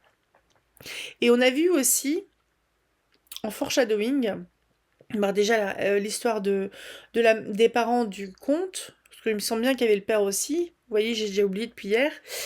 Il y a en indication le fait que la mère est folle. C'est les termes de l'époque. Donc on parle de maniaque. Je sais pas exactement ce que ça peut. Je sais pas exactement la manie il y a 150 ans. Vers quel diagnostic aujourd'hui ça pourrait mener. Je pense à la bipolarité, mais la dame, elle est quand même. Enfin, elle est quand même assez cryptique, donc je pense qu'on peut tourner un petit peu du côté de la démence ou de l'hallucination, ou je sais pas exactement. Mais comment dire. On avait aussi eu quand le professeur a dormi chez le comte Zémiote, il avait vu un visage dans l'arbre. Et je crois que c'était le médecin qui a dit justement, le médecin de la mère, que le fils était pas net non plus et que il lui arrivait de faire des choses la nuit, un truc comme ça. Et par contre, le truc qui m'a fait rire, c'est que lorsque il y a eu la nuit de noces, enfin les noces là, il voit un corps tomber par la fenêtre. Il suppose que c'est un des ivrognes, mais il va pas vérifier. Je sais pas, moi je vois quelqu'un passer par la fenêtre, je vais voir s'il est toujours en vie, s'il a besoin d'aide, par exemple. Mais là, c'était vraiment le. Enfin, j'ai trouvé ça étonnant. C'est pas du tout. Bon, c'est hyper flippant d'aller voir si quelqu'un s'est écrasé quelques étages plus bas, évidemment. Mais enfin, c'est. Je pense que c'est le réflexe qu'on aurait. Ou on prévient quelqu'un pour qu'il aille voir. Mais là, j'ai trouvé que ça faisait assez bizarre. Mais bon, j'ai un peu oublié déjà les chapitres 1 et 2. C'est vrai que c'est une vidéo qui va être assez longue. J'ai trouvé intéressant, moi, sur l'aspect Lituanie, folklore de là-bas. Euh, où il y a le côté vraiment slave, euh, il y a des choses qui pouvaient me faire penser aussi à du folklore qu'on trouve ailleurs. Par exemple, là, quand on parlait de la roussalka dans les marais, qui vous emporte et tout ça, peut-être pour vous dévorer. On a un équivalent en Bretagne, je crois que c'est je saurais pas le dire, mais la groire. Et c'est soit une sorcière qui vit dans les marais qui vous attire en fait pour vous nuire. En fait, beaucoup dans les contes bretons, faut un petit peu éviter de se perdre la nuit. Ne vous perdez pas la nuit, ne sortez pas la nuit seul et ne répondez pas si quelqu'un vous appelle. Méfiez-vous quoi, la nuit. Mais ça m'a fait penser à ça. Qu'est-ce que j'ai eu comme truc aussi. Euh, Mais c'est vrai que le conte, il était quand même assez particulier. Et qu'est-ce qu'on avait. Oui, on a eu la sorcière aussi. La sorcière des marais, là, la vieille dame qui avait le, le serpent dans la manche. Alors j'ai trouvé ça assez étonnant parce que en fait, le professeur, il est vraiment accroché, mais alors chevillé à son rationalisme. Ce qui est très bien, ma foi. Mais du coup, à interpréter que la vieille qui fait un petit tour et compagnie, que on est un peu du côté des superstitions, mais en même temps, elle est plutôt du côté des charlatans aussi. Donc j'ai trouvé ça intéressant. En fait, on a une nouvelle qui je trouve, a un regard assez froid, critique, rationnel sur des phénomènes qui ne le sont pas. Donc à savoir le folklore, à savoir les sorcières, les ours-garous, des trucs comme ça. Et ouais, c'est... Bon, elle était cool, hein, franchement. Je trouve qu'il écrit bien, mais il digresse beaucoup. Alors, et contrairement à la nouvelle Carmen, où il y avait tout un chapitre où il disait, regardez comme j'ai bien travaillé, j'ai fait des recherches sur les bohémiens. Là, c'était un peu plus dispatché tout le long de la nouvelle, mais c'était genre un petit paragraphe ou deux, donc c'était pas 5 minutes de regardez, j'ai fait des recherches, je suis un bon écrivain. Et ouais, là je trouve que c'était plus fluide. C'est la dernière nouvelle parue du vivant de l'écrivain, qui est mort en 1870. Je suis en fait sur la page Wikipédia. Le lecteur doit comprendre que l'hôte, donc le conte, est le fruit d'un viol d'une femme par un ours. Selon l'historien Michel Pastoureau, il s'agit une des plus belles nouvelles de la littérature française du 19e siècle. Bon, moi j'ai trouvé ça sympa. C'est vrai qu'elle est quand même plutôt cool. Alors Michel Pastoureau, il dit que les digressions philologiques qui entrecoupent le déroulement de l'intrigue, loin d'affaiblir le récit, contribuent à lui donner une forte impression d'étrangeté. Michel qui veut dire ours, ça je l'avais pas du tout. Lokis, ça signifie le lécheur en lituanien. Ah oui, et puis tout ce qui était lituanien, dans la nouvelle, il y avait un H. C'était Lithu, ce qui n'est pas le cas aujourd'hui.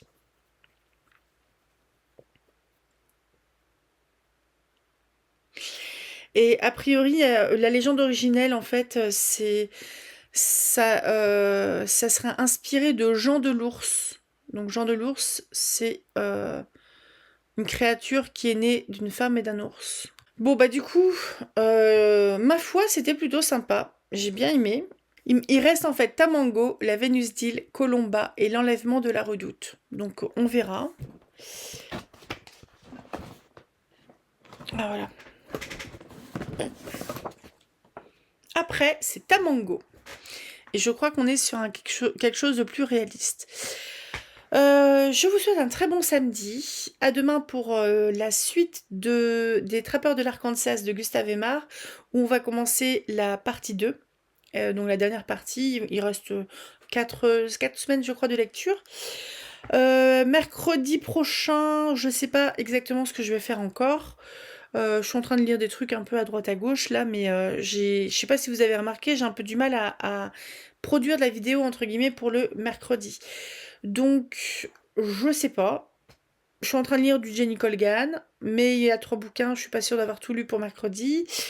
Je lis des trucs un peu à droite à gauche, donc si j'ai rien, bah, il y aura peut-être rien, c'est pas grave.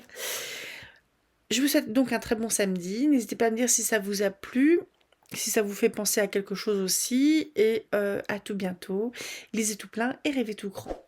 Et puis, allez, chiche, pour le prochain coup, la grosse pile de linge qu'il y a derrière, je vais la ranger. Salut!